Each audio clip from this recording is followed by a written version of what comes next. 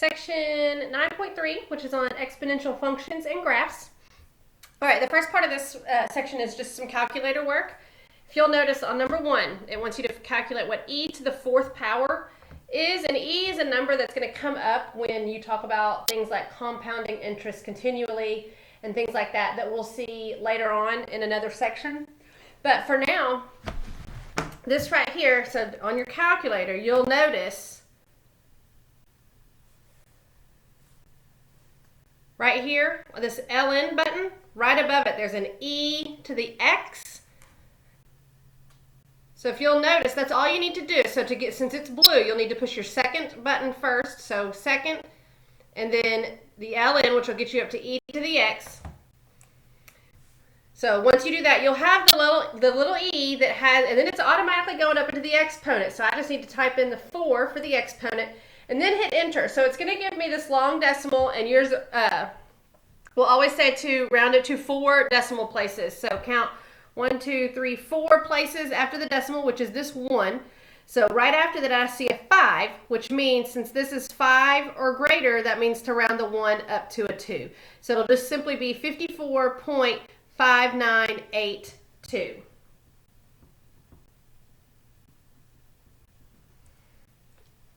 for your answer. All right, the second one, same thing. So second e. So this time my exponent is negative 3.47. And then enter. So once again, you are going 4 places past the decimal. So 1, 2, 3, 4. This time I do not need to round up, since after this 1 is another 1. So since it's below 5, that means to just keep that 1 as it is and not round it. So 0.0311. Now let's look at what exponential functions look like on a graph. So I'm just going to go to my y equals and clear it out. So I need to type in y equals 4 to the x power. So you'll type in 4. Again, you'll just go up into your exponent by hitting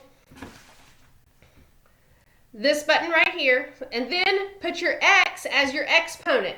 Now let's look at what that looks like on the graph. So we can simply just use this picture pretty much to pick out which one of these matches the graph. It's obviously going to be B, but let's look at why the graph of an exponential function looks like this. Let's go to our second table. So if you notice right here, look how fast your numbers in the y position start getting big after the 1. So 0, 1, 1, 4, 216, 364. So you see what's happening is your x's are gradually getting bigger, but look at what your y's do. They shoot up really fast because the numbers get big. It grows exponentially. That's why when you hear somebody say it's growing exponentially, it means it's growing really, really fast. So that's why the shape of this graph looks like this. So B. All right, number 4, same thing. Again, it's the same exact problem almost, except it's just y to the 5x. So which one of these has that exponential where it gradually gets bigger and then shoots straight up? That would be the D. That's what y to the 5x would look like. Now, let's look at number 5. Let's punch this one in our calculator. So go to the y equals and clear it out.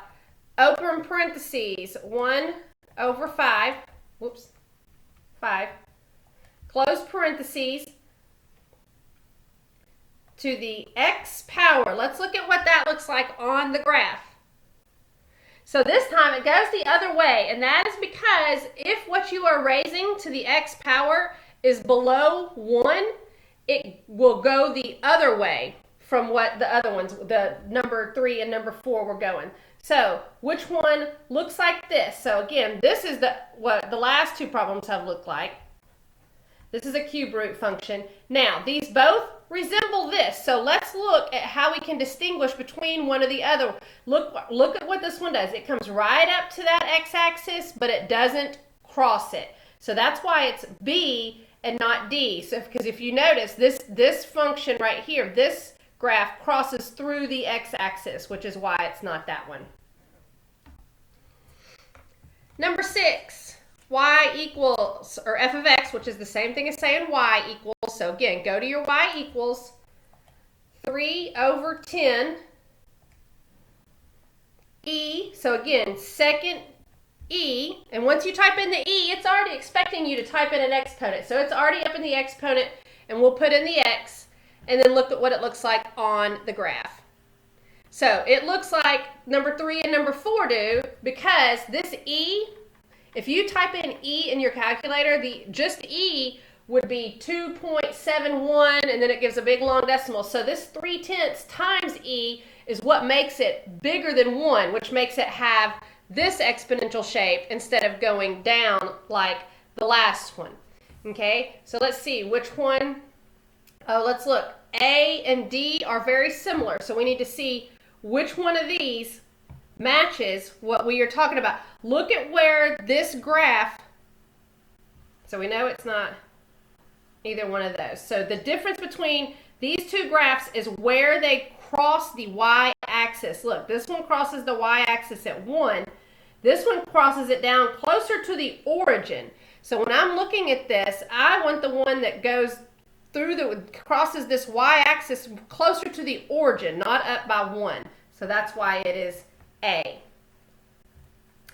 Now, starting with number 7, it's going to ask you to sketch the graph. It'll give you what you're supposed to do, shifting it, and then you'll have to graph it. Now, when I'm doing these, remember in the transformation section what the inside and outside numbers do to the graph. Remember, inside numbers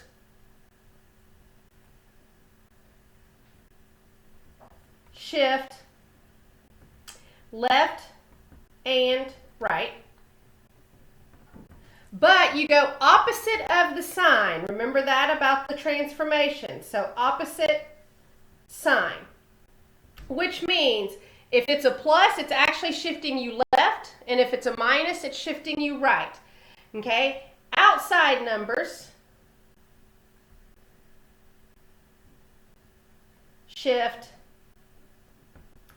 up and down, and you go with the sign. So if it's positive, you would shift up, and if it's negative, you would shift down. So let's see on an exponential function what makes an inside number and what makes an outside number. An inside number is up with the x in the exponent. If there was an outside number on this one, and you'll see it in future problems, it would be like back here. It would be something like down here at the end, okay? So this is an inside number, which means it's shifting left and right, but I'm going opposite of the sign. So let's see, what is going to be, so if you're noticing on these options, that you start with the graph of what? Well, so the exponent is here. They all have the exponent of x. So you're going to put, it's going to be 2 to the x. 2 is your base. That's going to be your base. So since this is a plus 4 as an inside number, I start with the graph of 2 to the x, and then I shift it to the left 4. Since it's plus 4, I'm shifting it to the left 4. So this is 4 units down, 4 units to the right, 4 units up. The last one, D, says start with the graph of, you'll put the 2 in there, 2 to the x, and then shift the graph 4 units to the left. So when you go in my labs to graph it, make sure you come over here in your toolbox and you pick the exponential tool. Oops, tool, not toot, tool. Tools, and then you go anywhere and click on the graph, and once you click that, it's going to put this shape on the graph, and then it'll give you the option to shift it left and right and up and down. So we are going to choose and then click anywhere on the graph. It'll put it right there in the middle. Oh, except it's gonna look like this. So there's your exponential tool. Now, once you put it on the graph, then you'll shift it to the left 4. Now, another thing down at the bottom, it's going to have base, and it's automatically on this problem going to default and say the base is E.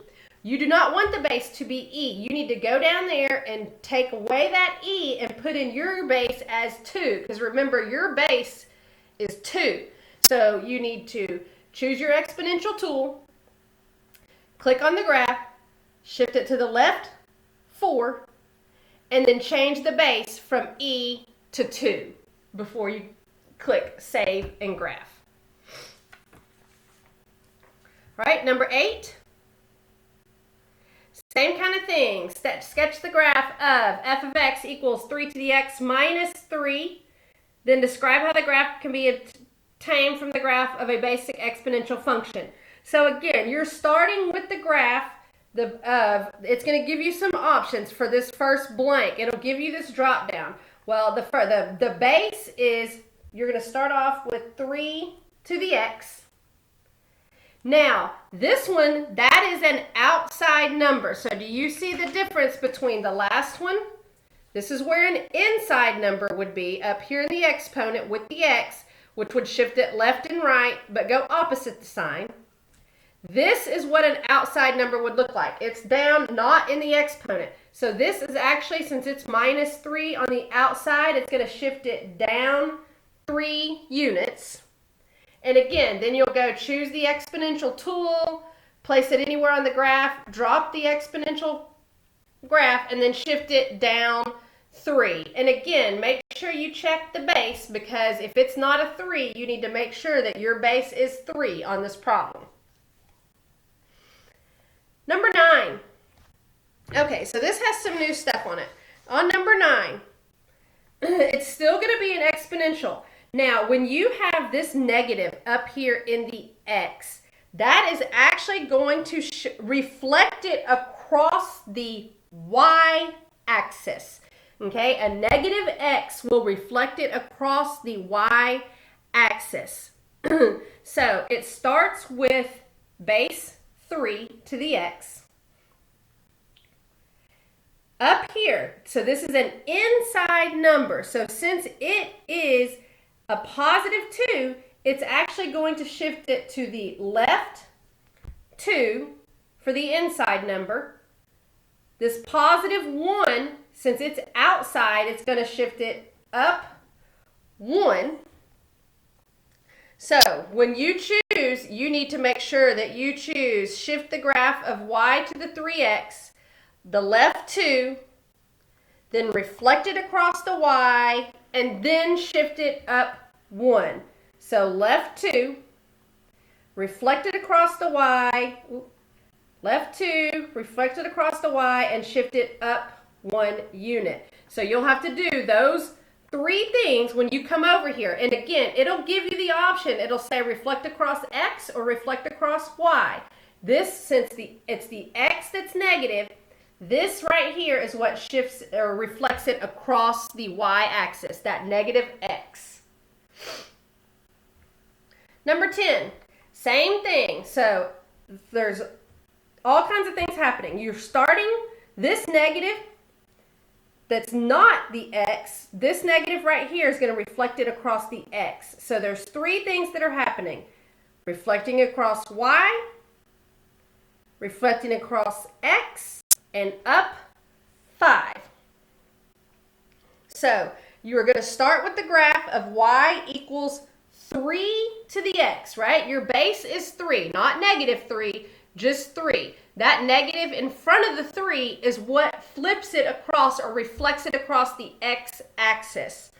Okay, so you want to say it's going to reflect the graph of y equals 3 to the x, across the y, then across the x, and then shift it up 5. And then again, do those 3 things on your graph. Number 11, same thing. You're going to start off with the graph of y equals 2 to the x. Shift it. Where is it shifting 4 units? Well, the 4 is an inside number, right? It's up in the exponent, so it's an inside number, which means it's going to actually shift it to the left 4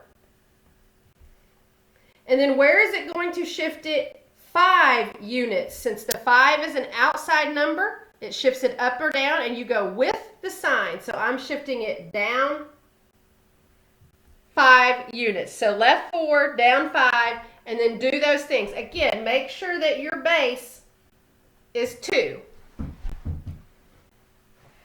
All right, number 12. Now this one, here's the formula you're going to need for 12 and 13. Now this formula is going to tell us when we're depositing money, there's a certain interest rate, and then it's compounded a certain amount of times.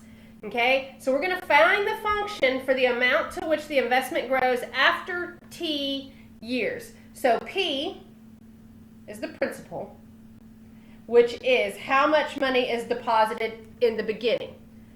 R is the interest rate, and that needs to be in decimal form. Okay, the N is the number of times it is compounded. And then T is the number of years. So that's what all those things are standing for. So let's look at this particular problem. Let's say it's $79,000 is invested at 6.5%, compounded quarterly, which means it's compounded 4 times a year. So that's what this N is. That's the number of times it's compounded a year. Okay, so let's plug all of this in. So let's see. A is going to equal the principal, which is $79,000, open parentheses, 1 plus, now the rate is 6.5% interest. So let's see, 6.5% is the same thing as saying 6.5%, but it needs to be, when I plug it into this formula, it needs to be in decimal form. So if it's in percent, to change it to a decimal, move your decimal 2 places to the left, fill in the blank with a 0. So it's going to be at 0.065 over the N of the formula is the number of times it's compounded, which in this case is 4 since it's quarterly. Now your exponent is in the formula. Your exponent is NT. Well, N, again, is the number of times it's compounded. So in this case, 4. I do not know what T is. So the first part of this question is to find the actual function. So that's what I did here. Now, before you type in, it wants you to do all of this math in that parentheses. So let's see. So I have inside this parenthesis 1 plus, I'm going to open a parentheses, 0.065 over 4, close, which gives you this. So when you're typing in your answer, you'll have 79,000. In parentheses, you'll have 1.01625 to the 4t. So that would be the answer for this A part. 79,000 times 1.01625 to the 4t. Now, the second part of this is saying, okay, so how much money do you have in 0 years? Then it'll ask you 2 years, then 7 years, and then 10 years. Well, all you're doing, that's the time, right? It's telling you different numbers for t, which means you just need to go to the formula that you just created and change that t to the different number of years. So the first one will be 79,000 times 1.01625. So after 0 years, so 4 times 0, which is 0. So 79,000 times 1.01625 to the 0 power. Well, let's see what that gives me. 79,000 times 1.01625 to the 0 power. Well, look, it's going to give you 79,000. And think about that. If you put money in and you left it in there for 0 days or 0 years, no time at all, your money, you haven't made any money, right? So that's what, it's just going to still be 79,000. Now, the second part of this one, so after 0 years, it's still 79,000. Now, let's see after 2 years, which means go back to the formula that you created. Now the time is 2 years. So you're going to do exactly what you just did on this last problem, but put a 2 in place of the t. So 79,000 times 1.01625 to the 4 times 2. So you're replacing the t with a 2. So 4 times 2 up here is 8. So 79,000 times 1.01625 to the 8th power. And then just type that in your calculator and see what you get. So again, I'm typing exactly this. So 79,000 times 1.01625. Raise that to the 8th power, which tells you, and again, it'll say round it to the nearest dollar. So after 2 years, you'll have $89,873, and you don't need to round it up since it's 0.4. It would need to be 0.5 to round it up. So again, after 2 years, when you replace the t with a 2, it left you with $89,873. Okay, then I'm not going to work the last 2, but just now on these next one, you'll just replace the t with a 7 and then with a 10 and see how much money, how fast that money grows. Okay, last problem, number 13. We're going to use this same formula. On Melissa's 6th birthday, she gets a $2,000 CD that earns 5% interest compounded quarterly. If the CD matures on her 15th birthday, how much money will be available? So let's find this formula first. So let's see, how much did she put in? That's the principal. She put in $2,000.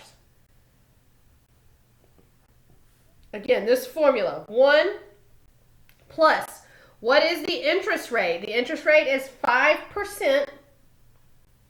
So if I move my decimal 2 places to the left, it'll be at 0.05. Again, it's compounded quarterly, which is what the denominator of this is. The n is the number of times it's compounded, so it's quarterly again, so it's 4 times. Now let's see, the n again is always the same as this. These two numbers will always be the same. Now let's see what the t is. How much time has the money been in there? She got it on her 6th birthday. It matured on her 15th birthday, which means it's been in there for 9 years when it matures. So you'll replace that t with a 9. So let's see. Let's add what's inside there. So I'm going to have 2,000. Now, inside my parentheses, I have 1 plus, open 0.05 over 4, close. So let's see what's in there. So 1.0125. Now look at what this exponent ends up being. 4 times 9, which gives me 36. So to find out how much money she has after those 9 years, just plug this in your calculator. So you have 2,000 times 1.0125, close, and then raise it to the 36th power. So let's see where it wants to round to the nearest cent this time. So be careful what it's asking you. The last one was asking you to round them to the nearest dollar.